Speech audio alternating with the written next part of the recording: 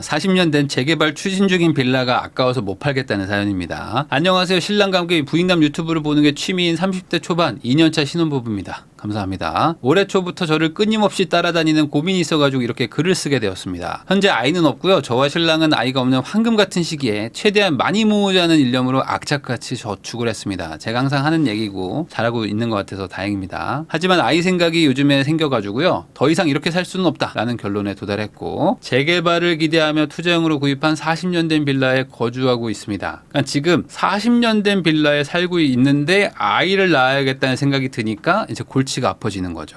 재개발 빌라의 특성상 사람이 살기가 힘들고요. 서울 변두리에 있는 빌라촌이라서 교육 환경도 매우 안 좋다고 생각이 됩니다. 매매가가 5억인데 전세가가 1억 5천 정도예요. 그러다 보니까 이게 좀 전세 주고 나가기도 뭐하고 팔라고 생각하니까 너무 아까워서 못 팔겠어요. 세후 660 정도 벌고 있는데 저축을 한 500 정도 합니다. 그러니까 저축을 많이 하시는 분들이에요. 저축률 70%를 유지하고 있고요. 현재 임신 중인 상황은 아니고 아이를 내년에 계획하고 있어가지고 미래에 아이가 조금 더 살기 좋은 환경으로 미리 이사를 하는 게 어떨까 고려하고 있다는 겁니다. 주거비 0원으로 살다가 신축 아파트로 이사를 가려고 하니까 월 100만 원의 이자 비용을 감당하기 무서워가지고 주저하고 있는데요. 고려하고 있는 신축 아파트는 전세가 5억 5천 정도 하는 곳이고 25년 1월에 완공되니까 완전 최신축인 거죠. 최신축에 저희가 첫 입주를 할 수도 있을 것 같습니다. 학군 환경 다 좋아가지고 빌라보다 훨씬 당연히 뭐 빌라보다 좋겠지. 지금 40년 된 빌라니까. 본가와도 또 가까워요. 내년 1월에 사용할 자금은 현금 1억 정도 있는데 전세금 1억 5천 만약에 받고 나가면은 2억 5천 생기는 거죠. 거기다가 이제 전세가 5억 5천이니까 3억 정도 대출 더 받아야 돼. 그러면 전세자금 대출 받아가지고 한 100만 원 정도 내는데 이러고 내면서 살아도 될까요? 아직 태어나지도 않은 아기를 고려해서 신축 아파트로 가는 게 맞을까요? 아니면 태어나기 직전까지 지금 구축 빌라에서 지내다가 태어나는 순간 다른 곳으로 이사를 갈까요? 아니면 아이가 태어나도 그냥 구축 빌라에서 살까요? 애를 키워본 적이 없어가지고 뭘 어떻게 해야 될지 잘 모르겠습니다. 라는 얘기였습니다. 자, 우선 여러 가지 봐야 될 포인트가 있죠. 우선 첫 번째로 저와 신랑은 아이가 없는 황금 같은 시기에 최대한 많이 모으자는 생각으로 저축률 70%로 월 500씩 저축하고 있는 분들입니다. 아이는 이제 내년에 계획을 하고 있는 거죠. 그러니까 이게 요즘에 이 결혼을 늦게 하잖아요. 늦게 하다 보니까 예전에는 결혼하고 좀 착실하게 모으면서 아이도 준비하고 하는 게 몇 년은 됐었습니다. 그리고 아이 낳고도 좀 모을 시간도 좀 있었고 했는데 요즘에는 결혼이 늦어지다 보니까 모아와서 결혼을 해야 되는 것 같아요. 그러니까 예전에는 결혼하고 모으자 이게 됐는데 지금은 많이 모아놔라 결혼 전에. 그 다음에 합칩시다.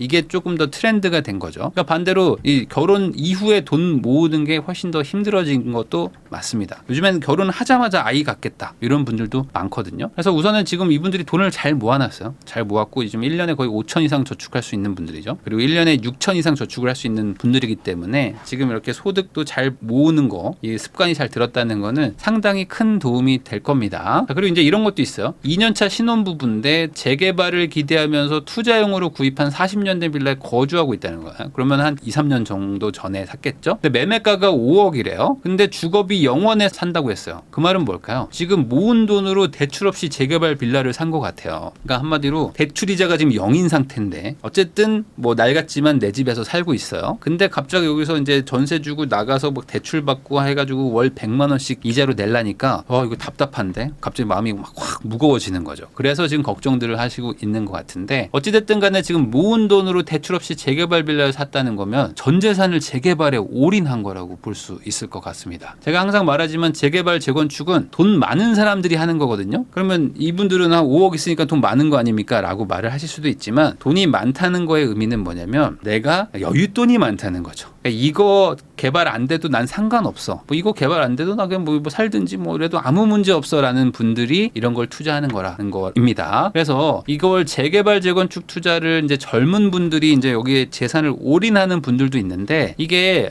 뭐 유튜브든 어디든지 간에 보면은 이제 젊을 때 재개발 재건축으로 막 큰 돈 버는 분들이 있거든요. 그런 분들은 이제 운때와 이게 잘 맞아가지고 딱 초반에 딱 넣는데 팡 터진 거죠. 그러니까 이렇게 되면 대박인 거죠. 왜냐하면 이게 원래 잘 되지 않는 사업인데 내가 운이나 실력으로 딱 타이밍을 맞췄는데 이게 얼마 안 기다려가지고 탁 터져버리면은 얼마나 좋아요. 근데 반대로 안 되는 곳들도 많단 말이죠. 그러면 안 되는 곳들은 하염없이 기다려야 됩니다. 그러니까 내가 여윳돈으로 하는 게 아니라 올인으로 전 재산을 가지고 한다는 거는 이게 무작정 좋은 투자로 보기는 또 힘든 부분도 있어요. 자, 현재 임신 중인 상황은 아니고 아이를 내년에 계획하고 있다 이렇게 얘기를 해주셨는데 제가 항상 말하지만 예비 신부, 예비 엄마 이런 거 언제 써야 돼요? 한 2달 전에. 2달 전에 써도 충분하다. 그러니까 예비 신부라는 거는 한 내가 이제 결혼식 하기 한 2달 전쯤 그 정도쯤부터 저 예비 신부입니다 정도 얘기해도 되는 거고 뭐 그 전에는 그냥 뭐 결혼 준비 중입니다라고 하시면 충분하고요. 예비 엄마라는 것도 물론 이제 임신하자마자 저 애 엄마예요라고 하시는 분들도 뭐 있겠지만 보통 애 엄마라는 거는 애가 나오기 뭐 직전 아니면 애가 뭐 나왔을 때부터 애 엄마라고 하는 거죠. 그 전에는 뭐 임산부, 이분은 그냥 임산부 준비 중인 뭐 그냥 일반인 정도 되는 거죠. 그러니까 있지도 않은 아이를 걱정하는 거가 사실 가장 큰 문제입니다. 이런 걸 이제 쓸데없는 걱정이라고 할 수도 있는데 왜냐면 지금 이분들이 내년에 아이를 가질 거예요라고 얘기하는 거면은 아이가 그렇게 쉽게 안 생기거든요. 그러니까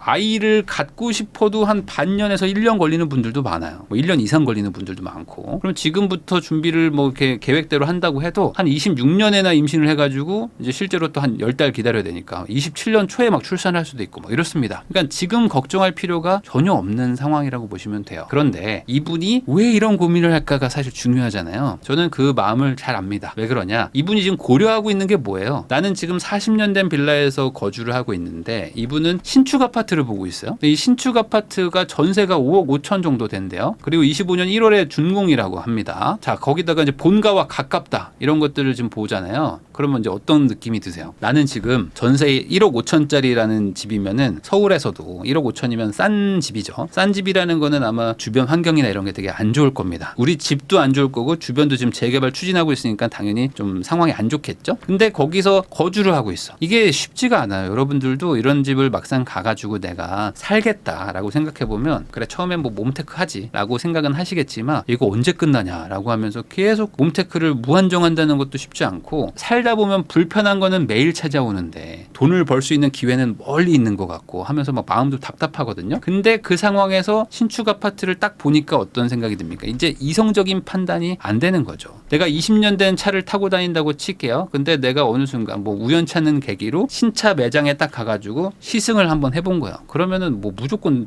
이거 바꾸고 싶은 거지 뭐. 이거는 이성적인 판단이 아닙니다. 이건 그냥 감성적으로 그냥 이렇게 작동하는 거예요. 그러니까 어떻게 돼? 아이가 없는데도 불구하고 아이 때문에 이사를 가야지라는 이제 약간 일종의 합리화가 막 돌아가는 거죠. 이거 남자들도 똑같거든요. 이게 남자분들 이제 결혼하면서 뭐 차를 사는 분들도 있습니다. 아니면 차를 막 바꾸는 분들도 있는데 아이가 없어. 아이가 없는데도 어차피 애 낳으면은 SUV 사야 되는 거 아닌가? 그러니까 미리 바꿔야 된다. 뭐 이런 식의 막 합리화를 막 돌리는 사람들이 많습니다. 사실 아이라는 거는 엄청 조그마거든요. 애는 한 요만해. 그래가지고 경차로도 충분히 다 옮기고 할 수 있거든요. 유모차 필요합니다. 뭐 이런 식으로 얘기하시는 분들도 있는데 유모차 조금 작은 거 사면은 다 실을 수 있습니다. 어쨌든 이게 차라는 게 SUV여야지만 뭐 애를 키울 수 있냐? 그럼 뭐 세단은 뭐 애 못 키우나? 아닙니다. 다 할 수 있거든요. 근데 그럼에도 불구하고 이제 아이를 핑계 삼아가지고 바꾸려고 하는 거죠. 이분이 지금 재개발은 팔기 싫다고 그랬어요. 근데 신축은 또 살고 싶은 마음이 드니까 어떻게 됩니까? 이 두 마음이 합쳐져가지고 이상한 결론으로 간 거예요. 뭐죠? 이 재개발 빌라는 놔두고 신축으로 대출을 받아서 전세를 살겠다. 라는 식으로 간 거죠. 자, 이게 전세가 5억 5천이에요. 근데 신축 아파트로 가려면 3억 대출을 받아야 됩니다. 그러면 전세가 5억 5천이면은 집값이 한 10억은 할 거란 말이에요. 그러니까 10억짜리 신축 아파트에 또 굳이 전세를 가는데 대출을 또 왕창 받아가지고 간다는 거는 거기도 집은 또 집대로 내비두고 이거는 좀 이상한 선택일 수 있겠죠. 자, 팔기에는 너무 아까워서 못 팔겠어요. 이런 얘기를 하시는데 사실 지금 한번 생각을 해봐야 돼요. 왜 그러냐면 이게 5억이 전 재산일 가능성이 높단 말이죠. 근데 이거를 재개발에 묻어두는 건데 이 기회비용이라는 것도 따져봐야 됩니다. 왜냐면 이제 과거와 지금이 상황이 좀 바뀌었습니다. 옛날에는 이제 공사비가 훨씬 좀 저렴했었고 그리고 지금은 공사비가 많이 늘어난 상태입니다. 그리고 요즘에는 안 좋은 여건들이 많아졌죠. 그러다 보니까 과거에는 유망해 보이는 종목도 지금은 좀 안 좋을 수도 있는 거예요. 그러면 이런 기회비용까지 다 고려를 한다면 상황이 바뀌었으니까 투자도 바꿀 필요가 있는 거죠. 그래서 지금의 어떤 시대의 흐름은 재개발, 재건축은 조금 좀 조용합니다.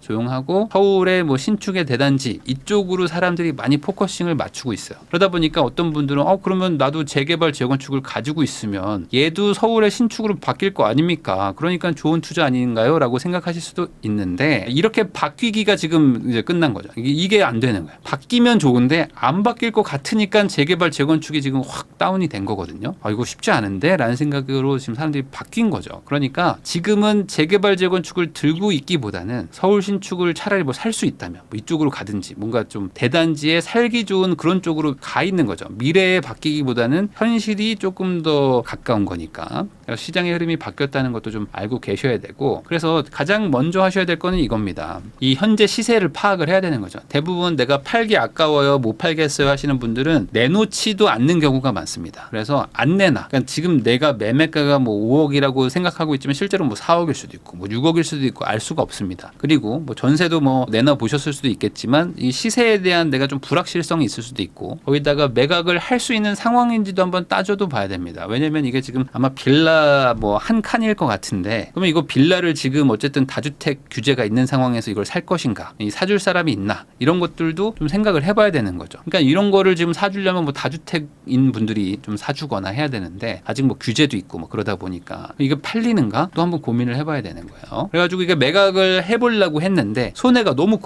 커가지고 이거 답이 안 나온다. 그러면은 저는 그냥 아이가 태어날 때까지, 가능하면 아이가 태어나도 조금은 그냥 뭐 한 1, 2년 정도는 살 수 있으면 사는 것도 나쁘지 않겠다. 왜 그러냐면 어찌됐든 간에 지금 시장의 흐름이 뭐 지금 상승세로 만약에 간다고 하면은 재개발 재건축도 같이 따라는 갑니다. 그러니까 얘가 뭐 개발이 아예 절대 안 될 거니까 얘는 절대 안 올라 뭐 이러지는 않거든요. 또 시장 상황 그리고 또 어떤 정책이 바뀌면서 약간 또 분위기가 또 살아날 수도 있기 때문에 뭐 공급 부족도 있으니까. 그래서 매각 손해가 너무 크다. 너무 크다면 어차피 이거 팔아가지고 옮겨가지고 거기서 또 뭐 취득세 내고 또 거기서 또 만회하는 시간까지 고려하면은 그냥 들고 가는 것도 나쁘진 않을 것 같아요. 왜 그러냐면 이 빌라를 뭐 못 팔거나 아니면 너무 싸게 팔면은 여기에 전 재산이 들어가 있기 때문에 이걸 뭐 고민하는 게 의미가 없어지는 거죠. 자, 근데 뭐 손해가 별로 안 크다. 그리고 뭐 지금 뭐 특정 지역은 뭐 나름 또 거래가 또 된다. 이런 것도 있거든요. 그러면은 이거 팔지 말지 한번 그때 고민은 해봐야겠지만 한번 신축 매수로 가는 것도 저는 뭐 나쁘진 않다고 봅니다. 왜 그러냐면 제가 항상 말하지만 지금은 무주택인데 맞벌이이고 그리고 약간 현금도 좀 있거나 아니면 소득도 좀 많아가지고 저축이 잘 되는 이런 그 특정 집단들이 가장 집을 사기 좋은 조건입니다.